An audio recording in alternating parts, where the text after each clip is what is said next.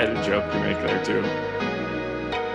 And we are live. Welcome to the NBA Strategy Show. It is Friday, May 6th. I am Josh Engleman. I'm joined by Adam Scherer, sort of. And we are brought to you by Prize Picks. We'll talk about them in a little bit. But first and foremost, hit that like button, subscribe to the channel, and hit the notification bell so you know when everything goes live. Adam, how are you? Physically, I've been better. But mentally, I'm good. I won a baseball tournament last night, so that felt good. Nice. Big or like? Yeah, 100K. Shut up. Did you really? Yeah, you didn't know that? Are you serious? Yeah. No, I didn't know. I won the $15 for 100, and I won the $4 for 6. I didn't know. I didn't see it. Is that so? That's why yesterday was awesome, I guess. Like it helped. Yeah, I mean, I found, normally I don't like tequila, but I found the tequila that I like, so that was kind of the downturn of my night. But then winning a tournament made it better.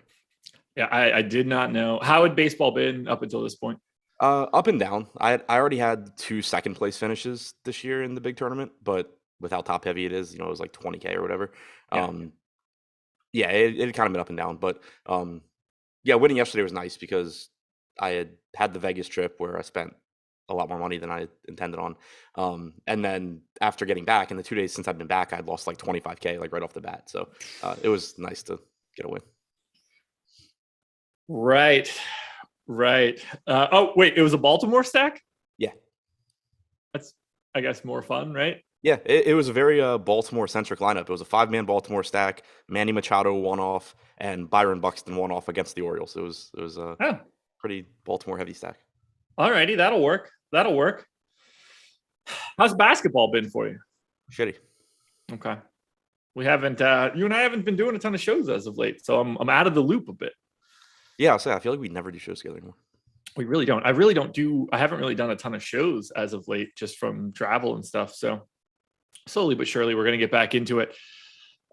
I say we just start chopping it up about this slate. We've got a lot to talk about. A couple little specific things that I don't really know how we're going to talk about. So I'm ready to go if you are. Yeah, sounds good. All right, we're going to kick it off. Miami Heat, 3-point favorites in Philly, 210 total. Obviously, we've got some question marks in this one. Question mark number 1 on the Miami side is going to be whether or not Kyle Lowry plays.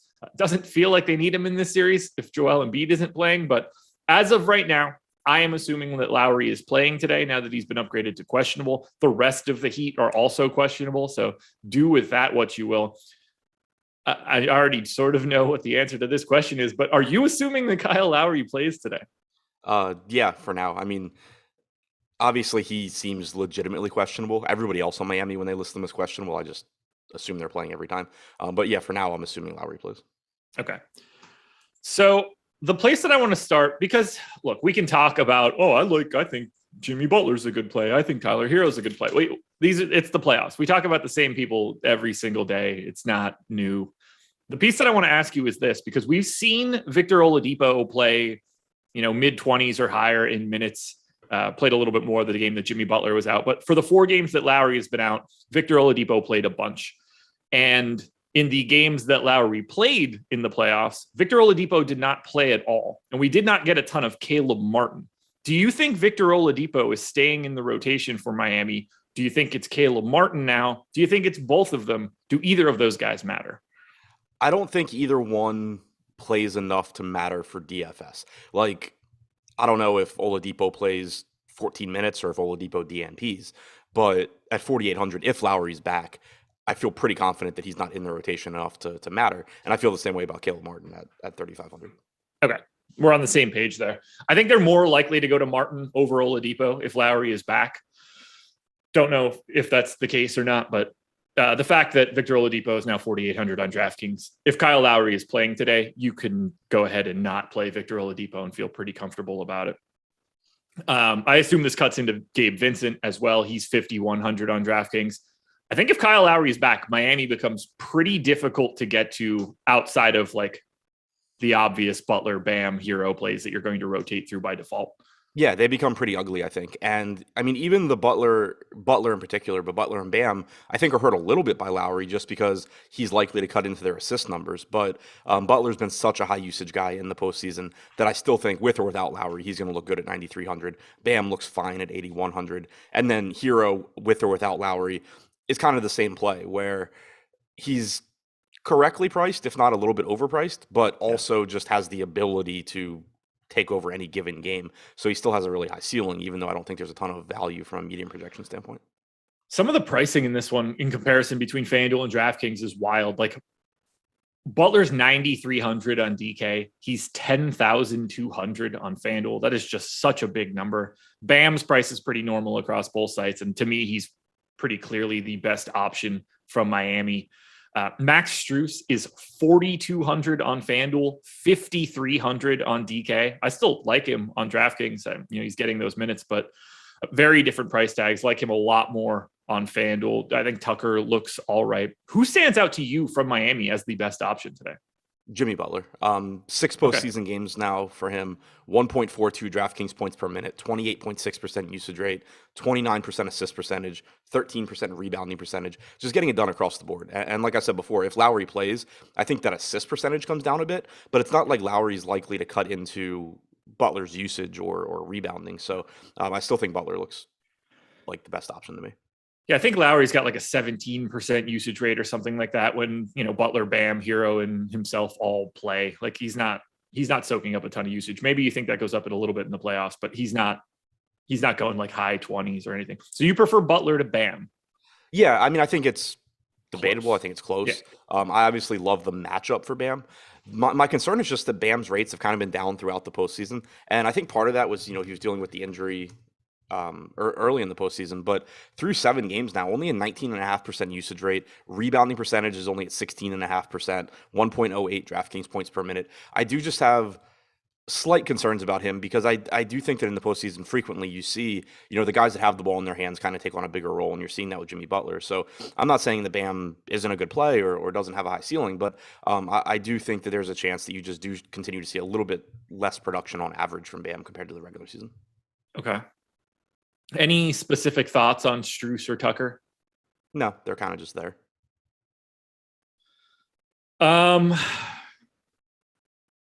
Again, assuming Lowry is in, to me, this is a 6-person team. I don't really get the sense that, unless it's a just truly random lineup in 150, I don't get the sense that I would have Vincent, Oladipo, Martin, Dedmon. And I don't really get the sense that I would have a ton of those 6 guys to begin with. This is not the best. It's weird. It's like a good spot, but it's not now that the pricing has all come up. Yeah, it's just the pricing is adjusted. Like I agree with you. There's basically 6 guys that I would expect to have in like a lineup. But Butler and Bam are really the only 2 that stand out to me. All right, I'll hit you with this this question that we just got in chat. Yeah, I was thinking about it while we talked. Yeah, Zach Jameson says, who is the worst NBA player that could make a 16 seed win the NCAA championship? I mean, this person's going to have to be there. There is no worst. Like it's high up the list. Yeah, when I first read it, I was thinking win a game, and I was going to say like Tony Snell, like literally anybody. Like if you put Jimmy Butler on the 16 seed team, I don't think that they're winning the NCAA title. And I think that Jimmy Butler is probably like a top 20 NBA guy. Yeah, I mean it's tough because when you're talking about winning the title, by the time you get to the end of the tournament, you're playing against teams that have legitimate NBA players, normally. So, yeah, I mean, I'm not sure that anybody makes them the favorite. Right. I mean, Ja Morant's 3-4 years removed from college and didn't come remotely close to winning a championship. Like, is Giannis going to just destroy a college basketball team? Yes. Right. But like, we don't get too far down after Giannis, like where I don't think we're turning anybody into a favorite.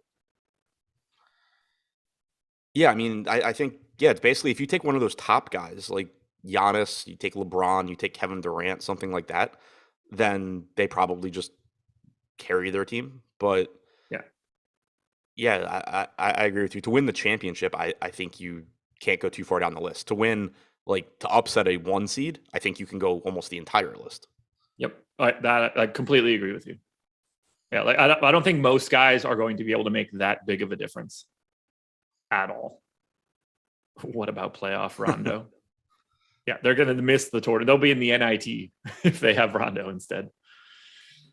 Is there anything else we could? I guess we should work through at least a little bit of, let's just say Lowry doesn't play again. They don't want to take the risk. They're up 2-0. They're already still favorites on the road. Who looks significantly better by not having Kyle Lowry play today? I mean, it makes Oladipo, Vincent, Martin all look better. I think Oladipo would be the one that I like the most just because he does give you a little bit more in the way of scoring.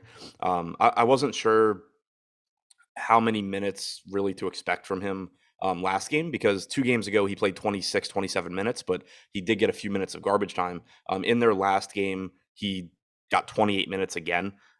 He was in the closing lineup along with Jimmy Butler. So I do like Oladipo if Lowry's out. Okay. Quite the renaissance for him. Great last game too. It's crazy. Quite the renaissance. Who just desperately, I hope he can stay healthy.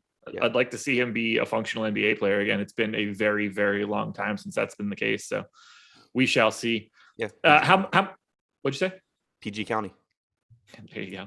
Anybody is there a big enough bump to Butler, Bam, or Hero that anything really changes for you? They don't seem to be very heavily rostered to begin with. I don't get the sense that it moves a ton if Lowry stays out. Yeah, I don't think it changes too much there.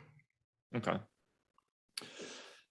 It's rare that Chandre says something that I agree with, but he said the Heat don't need Lowry. This series is over. I mean, if Joel Embiid isn't playing for the Philadelphia 76ers, yes, this series is over. As it should be. That's what happens when most teams are missing their best player. Sucks. It's just shitty. I don't know. All right. Totally random question. You haven't thought about it. You're not going to have an answer for it, but I'm asking it anyway. At the end of the 2022-2023 season, so at the end of next year, is Joel Embiid trying to play somewhere else? Is Harden under contract next year? James Harden has a player option for next season at 40 whatever million. Oh, yes. With the implication that he's going to be looking for a 5-year, $250 million deal in this offseason. I mean, I think either Embiid is trying to get out of town or he's kicking Harden out by the end of next year. I mean, if you can't replace Harden with something, are you dead in the water as Philly? Yeah, pretty much, I think. Yeah, it's very interesting. Very interesting. I don't know what he would do. I don't know if he doesn't strike me as the guy that would ask out of Philly, but they are starting to become. He strikes me as the guy that will talk his way out as opposed to asking out. Yeah. It's going to be very interesting. GQ, he's not expected to take the option. James Harden should have no interest in picking up a 1-year contract. James Harden wants to sign a max deal. Philly should not want to give him a max deal, but there is no expectation from James Harden that he is going to opt into a 1-year deal. If he's opting into a 1-year deal, they're extending him on that year. Right. That's what I was thinking. You don't opt in without an understanding that you're signing a long-term deal. The opt-in means that he's coming back to Philly on a handshake deal for the future. James Harden's not leaving $200 million of guaranteed money on the table. That's not how this works.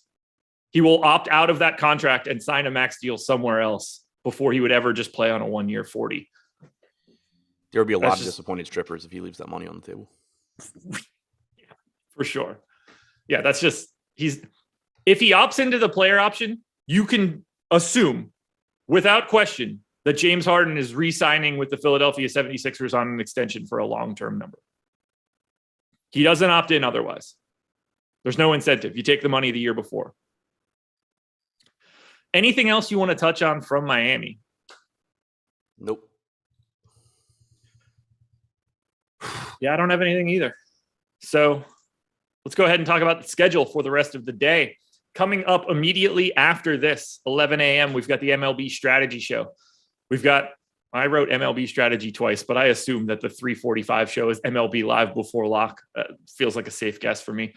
5 p.m., NBA Deeper Dive. Adam will be back for that one with Laffy. And then at 6 p.m., NBA live before lock. So we've got 4 more shows going today. The truth, pretty sure that James Harden's not going to go to Utah. It doesn't strike me as the type of place that he wants to hang out 6 months out of the year.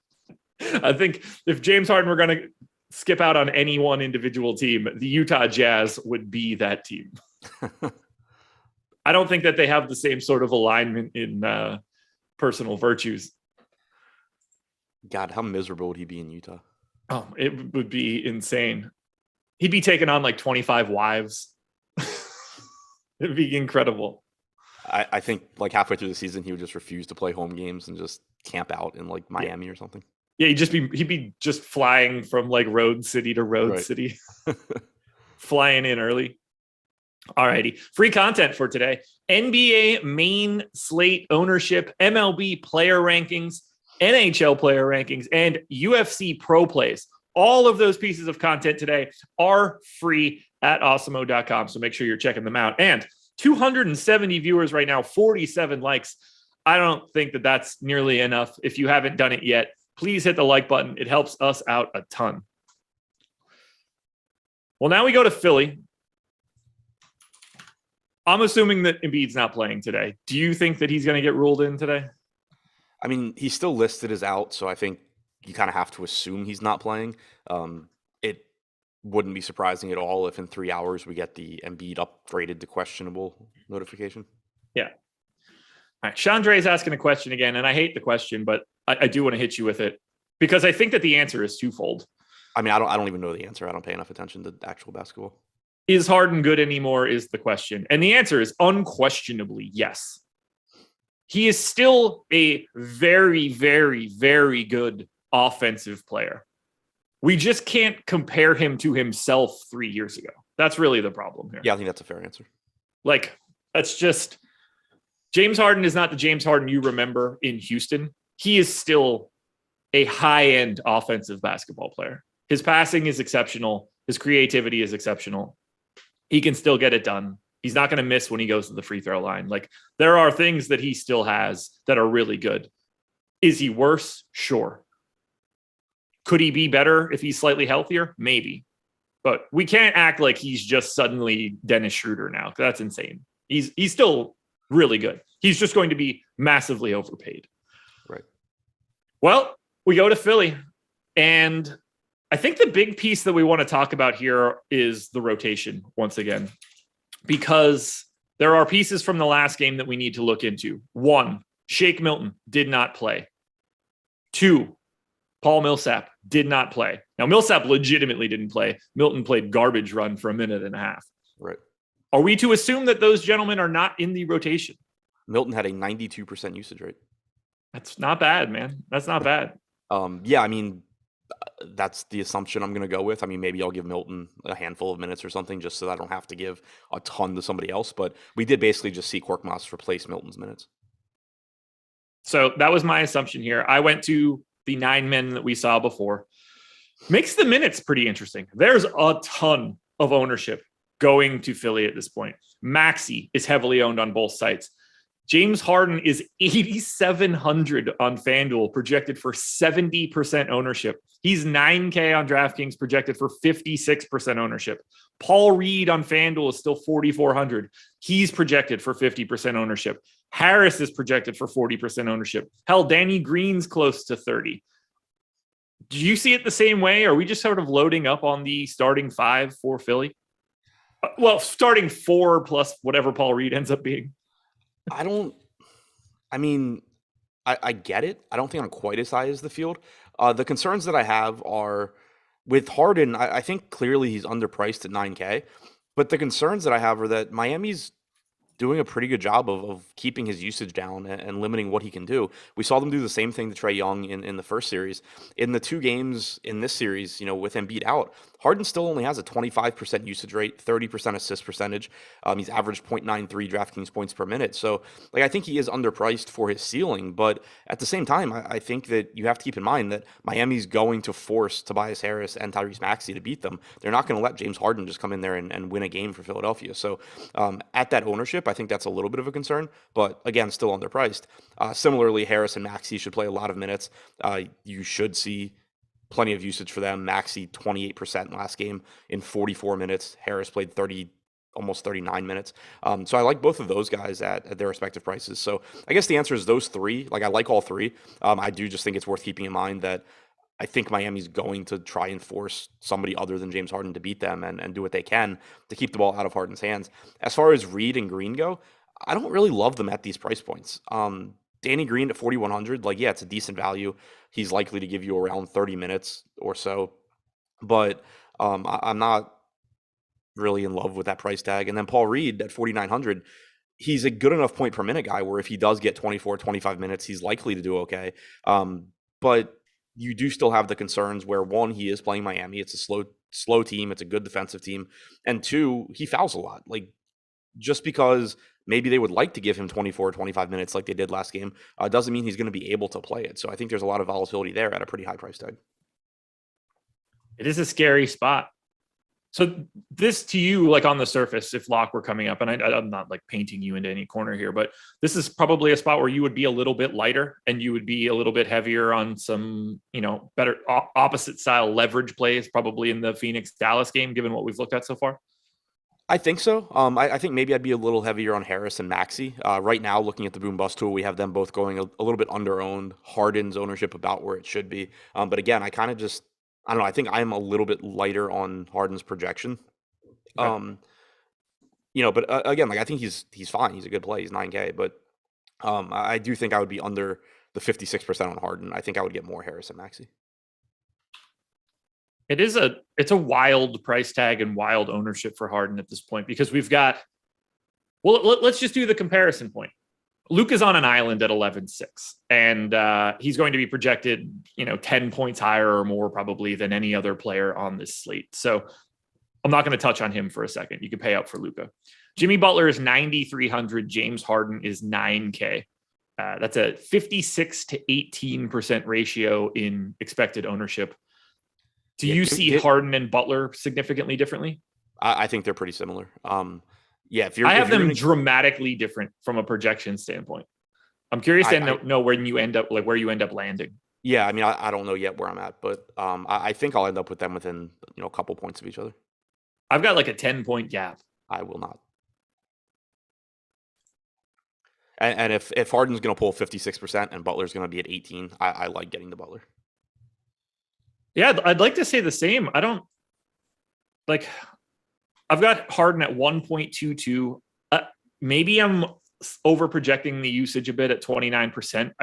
I know that it's been lower in the playoffs without Embiid on the floor. Maybe it's just like I just have that feeling that at some point in time it's got to creep up a little bit higher than where it's been. Maybe that's not the case. I tried to be a little bit pessimistic for it, but yeah, I've got a pretty sizable gap. Where do we have it actually? We have Harden at 51. We have Butler at 41. So in line with you. Okay. I think I'm likely to end up around like a couple points lower on Harden and several points higher on Butler. Okay. Yeah. So yeah, I've got 1.22 for Harden, and then I've got 1.13 for Butler, 2 less minutes for Butler as well in comparison to Harden. Yeah, I think that makes sense. Okay. Nah, it's just a tricky spot right now. Let's talk through the bottom of this rotation. Are you expecting any more minutes out of George Niang? They had some luck going to a Niang small ball 5 lineup. That might be their only option at this point. Is Doc going to continue to be a complete moron running out DeAndre Jordan? Does Korkmaz get a little bit of extra run? Shooting guard, small forward, 3,400. Feels like, as weird as it sounds, feels like one of those 3 guys is probably worth a little bit more of a look, just in case that's the change that they're trying to make. Yeah. It's the thing is, I don't really know where to go. I mean, Niang only played 10 minutes last game. Korkmaz hadn't really been in the rotation in game 1 outside of garbage time. He picked up 18 minutes last game. So, I don't know. Does Korkmaz get a bunch of minutes again at 3,400? It's, if you tell me he's playing 18 minutes, I don't mind taking some shots there, even though I'm not going to be confident in it. Same thing with Niang at 3,700. Like, if I knew he was going to play 22 minutes, I wouldn't mind getting a little bit, but he did just play 10 minutes last game. You got more playing time for Thibault last game as well. So I think it's pretty tough to really feel confident in any of these other pieces, but I wouldn't be surprised if one of them does end up having a decent game. Yeah, that feels like a spot where you can get decent value, a sub 4K price tag with options where one of these guys steps into 20, 22 minutes. Like if you told me Niang played 24 tonight, I understand that he didn't play a ton in the game too. I could see that happening where they go to DeAndre Jordan for one rotation early. He gets beat like a drum like he normally does. And they just say, okay, we need to go 5 out here. Because they were playing Harris at the 5. They were playing Niang at the 5. It's tricky. Good call from Robert Amoroso. I didn't even notice it. Niang fouled out in 10 minutes. Yeah. Yeah, it's not going to be great for him. I mean, he's not. The problem, I was just listening I just meant that, like, the reason he played 10 minutes was because he fouled out, not because. Oh, yeah. I was listening to the Zach Lowe podcast before, and they talked about it a little bit. The problem for Philly is that when they go, they can't just go small. They have to go medium, the Niang at the 5, because as they go smaller, they're not necessarily bringing more shooting onto the floor because they basically are forcing Matisse Thybulle to have to play more at that point. And then you're not really creating anything by going small any longer. So they don't really have the personnel to be able to pull it off. Yeah, and Korkmaz did sub in before Niang last game in both halves. Thybulle was before both of them. Thybulle and Reed came in at the same time as the first guys off the bench.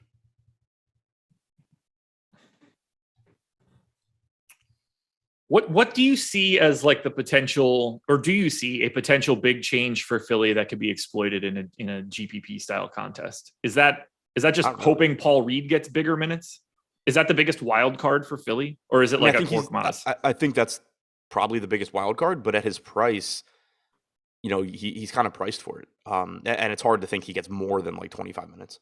Yeah, I mean Korkmaz, maybe like he's at least a shooter and. Potentially gets hot and picks up more minutes. Okay.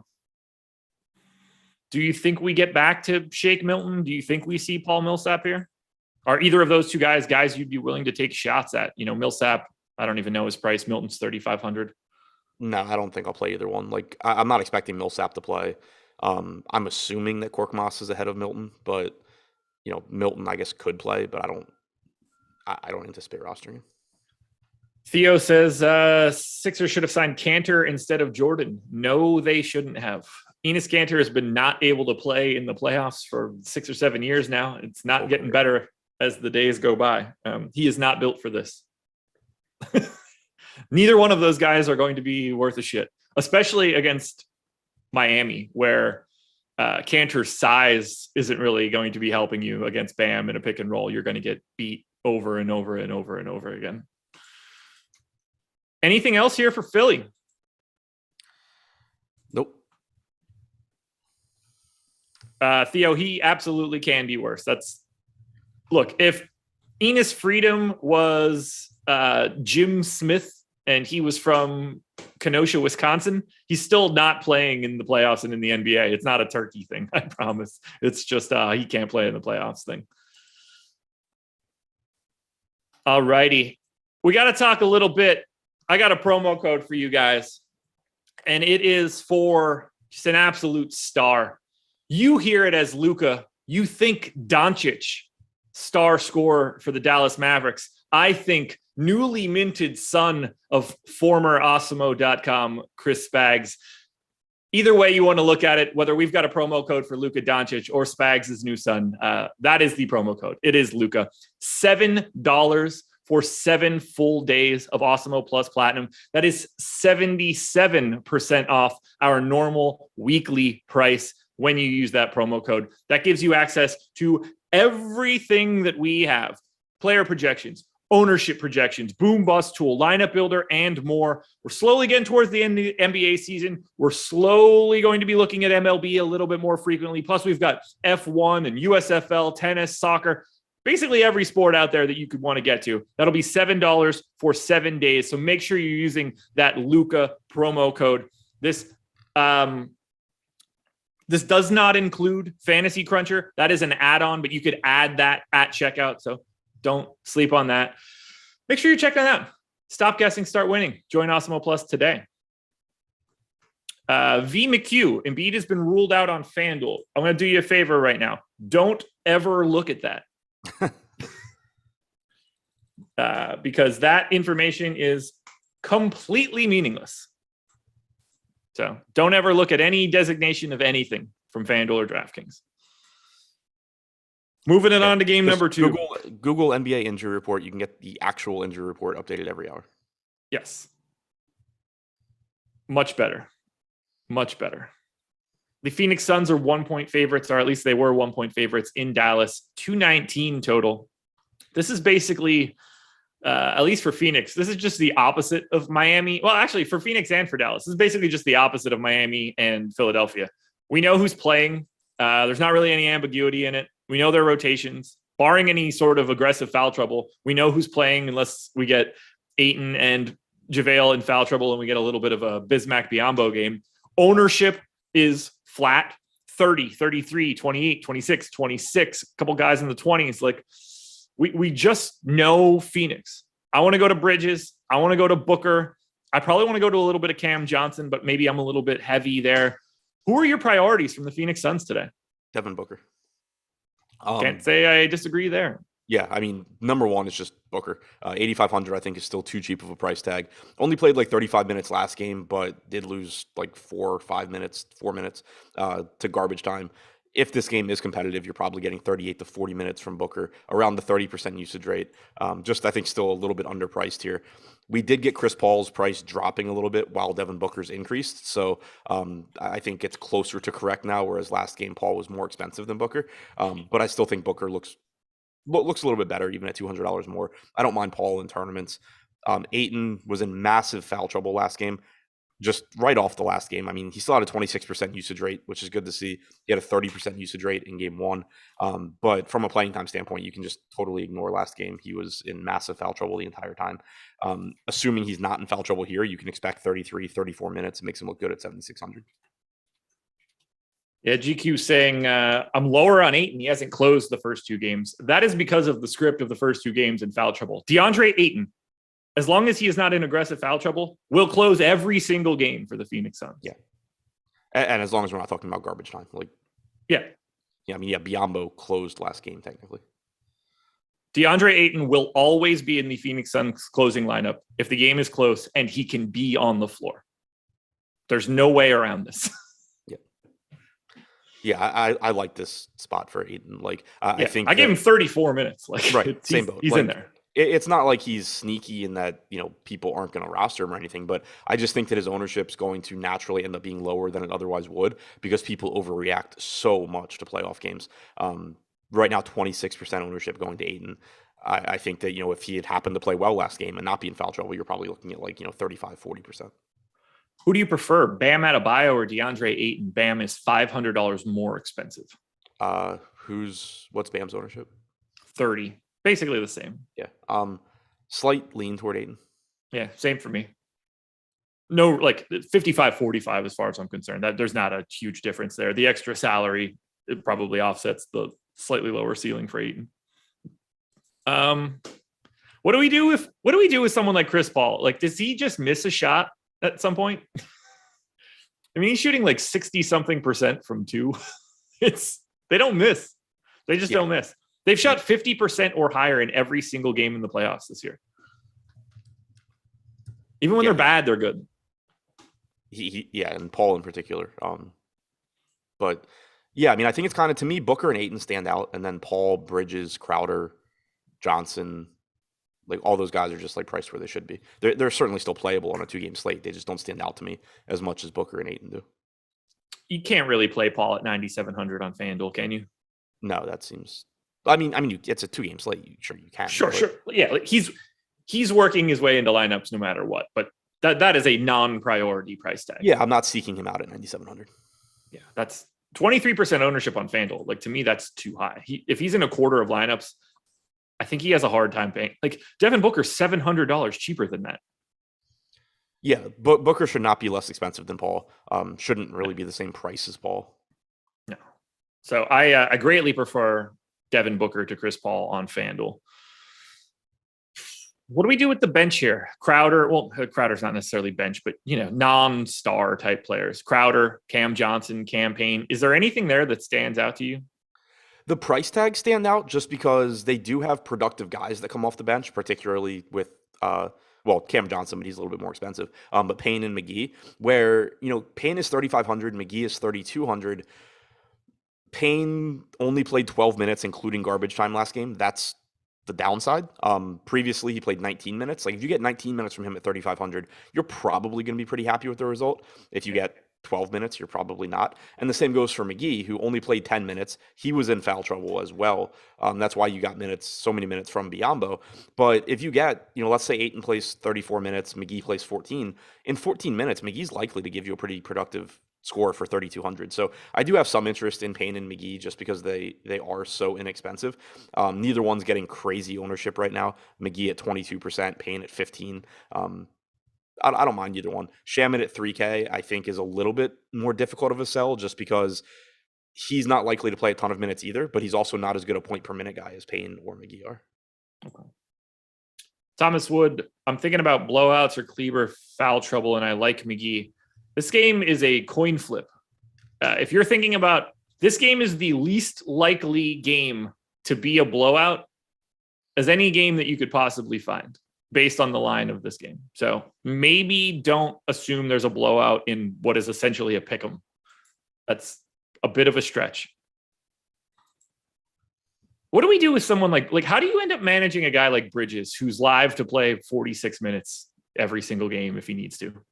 Last guy in type guy. Like, he's still not a good point per minute player. I think he's priced pretty much correctly, but he is a forward, which is typically a little bit weaker position. And he's at 6K, it's just a useful price point to kind of round out lineups. So it's not like I'm going in like targeting Mikal Bridges and saying, oh yeah, Bridges is great, I'm gonna play tons of Bridges today. But there's just gonna be a lot of lineups, I think, where you're like, okay, well, I got these guys that I really like and everything looks good. Now I have 6K left, and cool, I'll put in Bridges.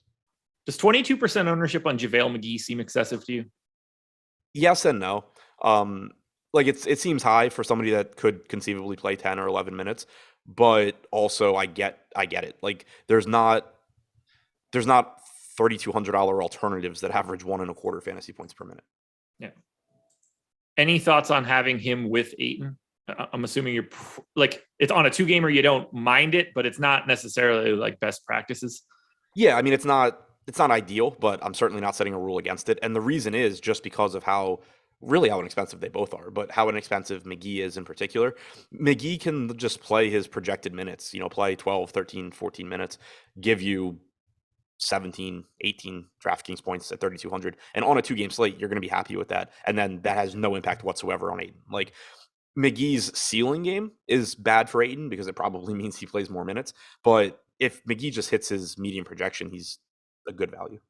He showed up in my Sims slightly higher than that ownership number, so I wanted to get your thoughts there. But yeah, I mean, I have his target score like around 16. You don't need too much out of a $3,200 guy on a day like today. Yeah, especially when you have Luka to pay for, you have Butler, you have Harden, you have Booker.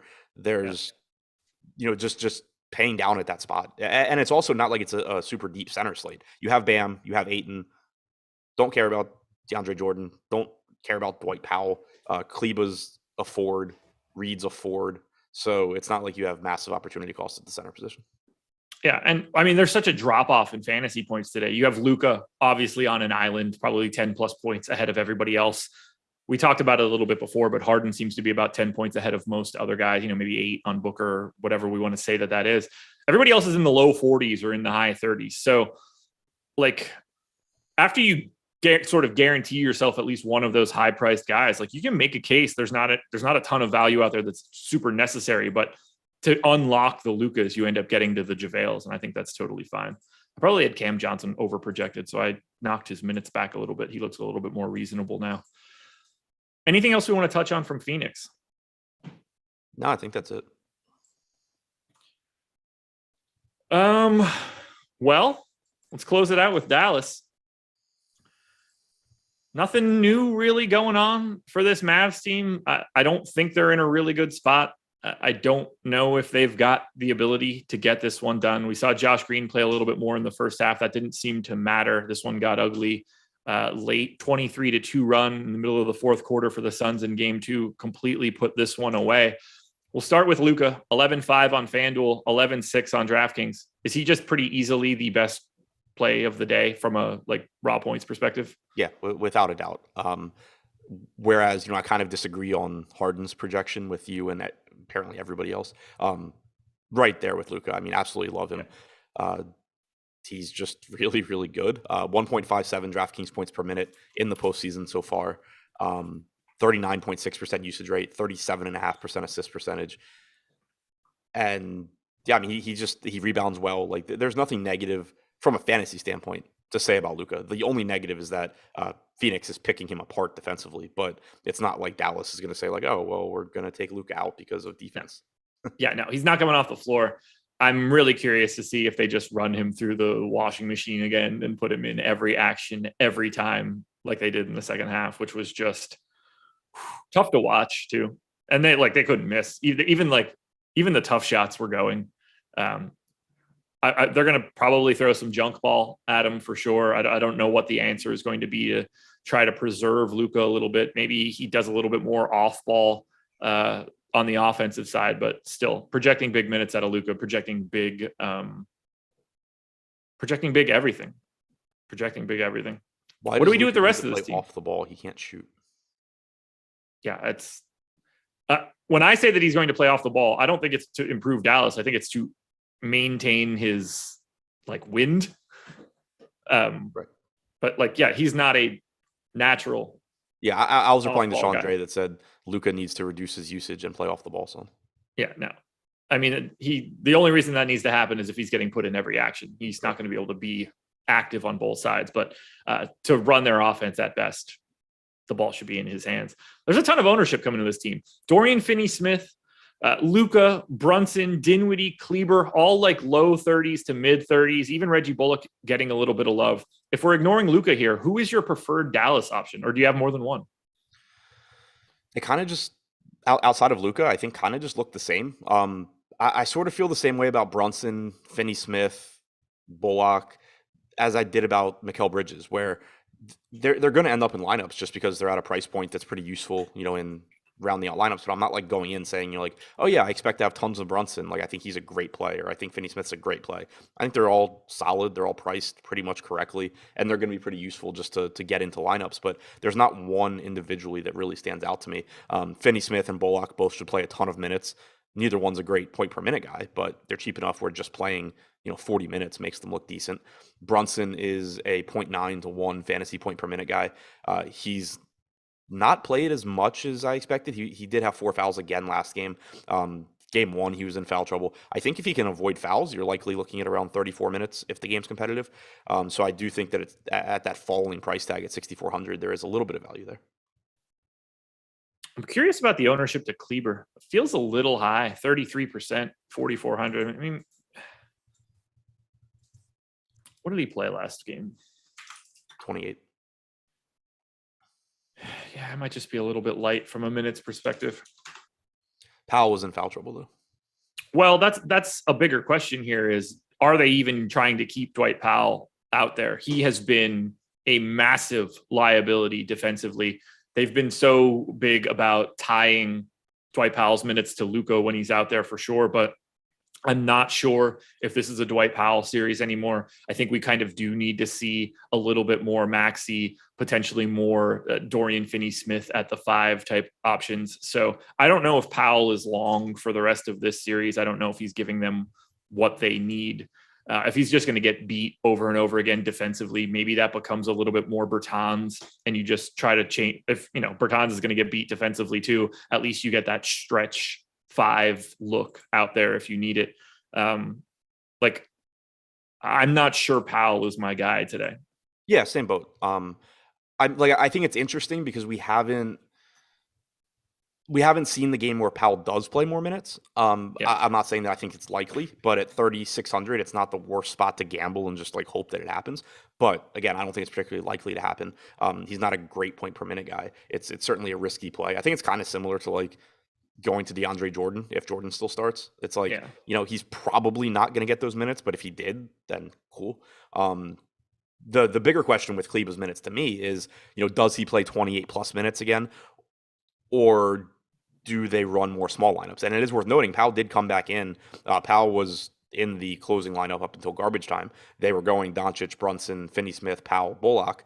But you could, I think, in a lot of, if the game's competitive down the stretch, you could very easily get Dinwiddie in that lineup instead of Powell. Absolutely. Okay. Well, trying to think of something else that we could touch on here. Yeah, I don't love that ownership on Powell. That's something that I would like to actively try to avoid. Dinwiddie is the guy that's popping most to me relative to, well, actually, Reggie Bullock is the guy that's popping most to me relative to current ownership. But at 5,400, you need one of those like, oh, Reggie Bullock played 46 minutes today. And even then, who the hell knows? So which team do you expect to be your most exposed team? So in terms of number of players, or in terms of like I have Luka in every lineup kind of thing? Probably aggregate ownership. Yeah. Probably Phoenix. Either Phoenix or Philly. So you think you'd be a little light on Dallas there? Yeah, I mean, actually that's true. I guess I just end up with not like necessarily a ton of any individual guy, but like a ton of Luka, and then just good amounts of Brunson, Finney-Smith, Dinwiddie, Bullock, Kleba. Yeah, so I guess you're right. It probably is Dallas. Like, oh, King Reed it's wrong once again. It's weird because like Dallas only has one guy that I really like, but they also have like 5 other guys that look fine. Whereas other teams have, 2 or 3 guys that I really like, but then I don't really like, much else. Yeah.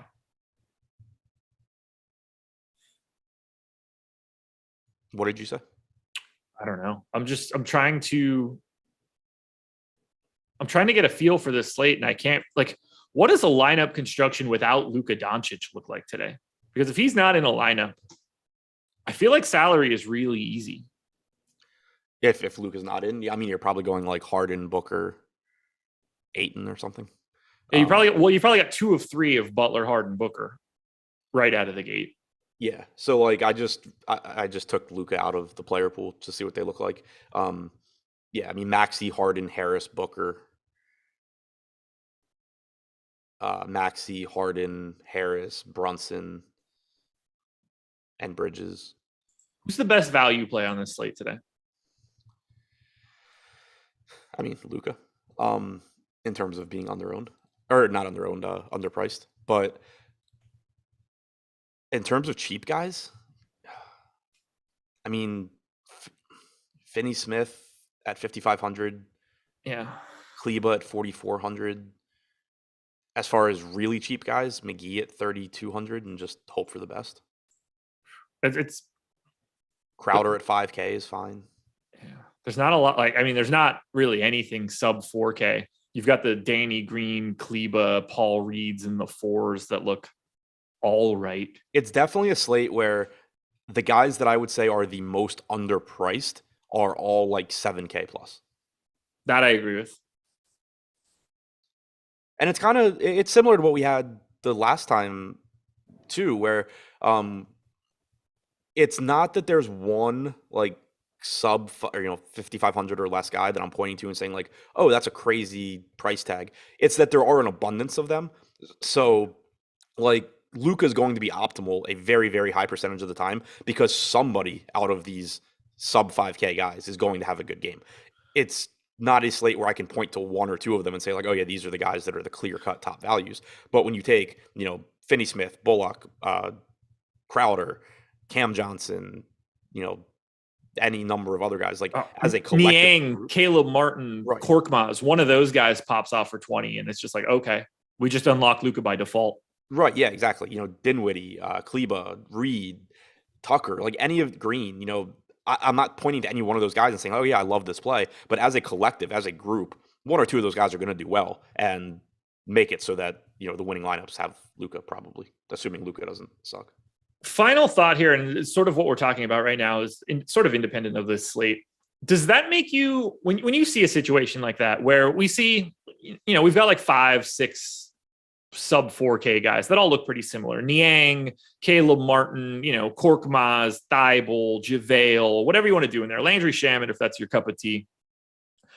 Would you rather have like a little bit of most of those guys, or sort of draw a line in the sand and pick 1 or 2 as your representatives, as your value options, and hope to be right? I was not listening to your question. Perfect. I'll run that back again. So if we're talking about these sub 4K guys, however many you want to say, are like, you wouldn't be surprised if they ended up in an optimal, they got their minutes, they got their value.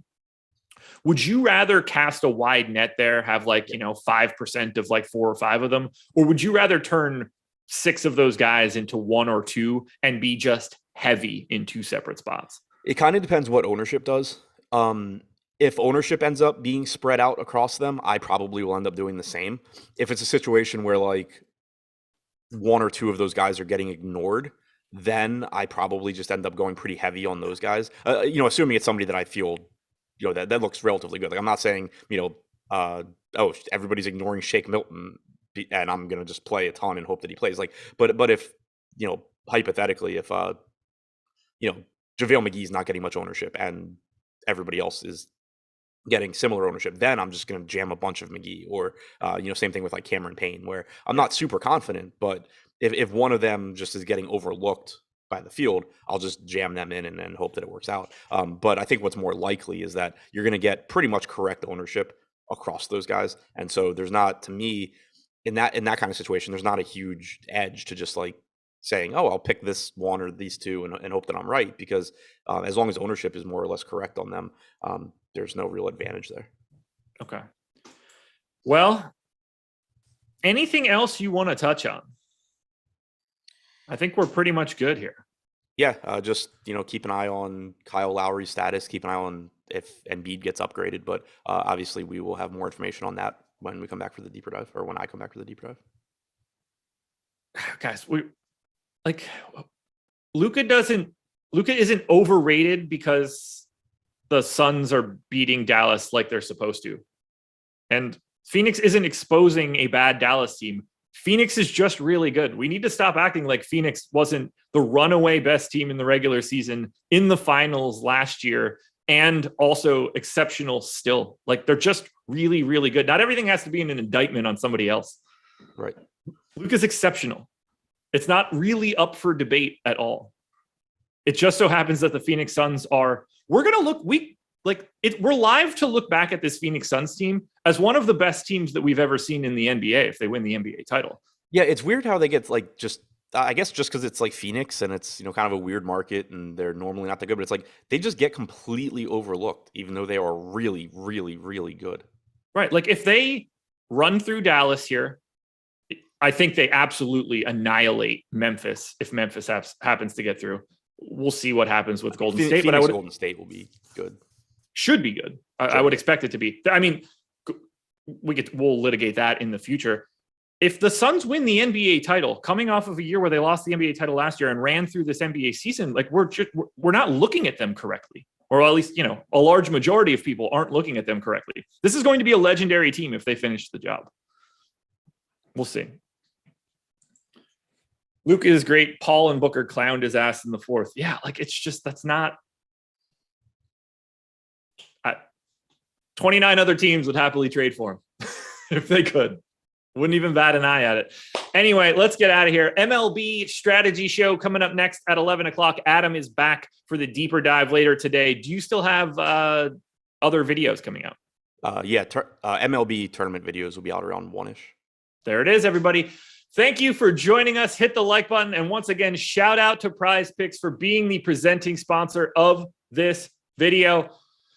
Hit the link in the description so that you can get 1 free month of Awesemo Plus Platinum, plus a little bit of a deposit bonus. Good luck, everybody. We'll talk to you later.